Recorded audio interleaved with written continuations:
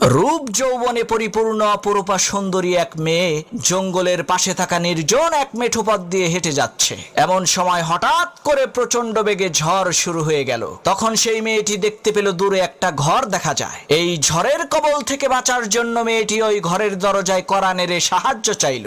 একজন টকবগে যুবক ছেলে ঘরের ভেতর থেকে দরজা খুলে সেই সুন্দরী মেয়েটাকে আশ্রয় দিল। এদিকে দিন পেরিয়ে রাত হয়ে যাচ্ছে, কিন্তু ঝড় বৃষ্টি থামার কোনো নামগন্ধ নাই। এমন সময় মেয়েটি দেখতে পেল সেই যুবক ছেলেটি তার হাতের আঙ্গুল মোমবাতির আগুনে পুড়াচ্ছে। এই দৃশ্য দেখে মেয়েটি প্রচন্ড পরিমাণে আশ্চর্য হয়ে বলতে লাগলো, হায় হায় সর্বনাশ, এটা কি মানুষ নাকি অন্য কিছু?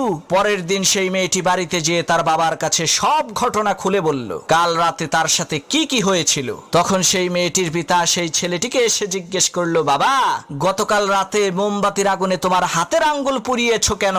তখন সেই ছেলেটি বলতে লাগলো, চাচা, প্রচন্ড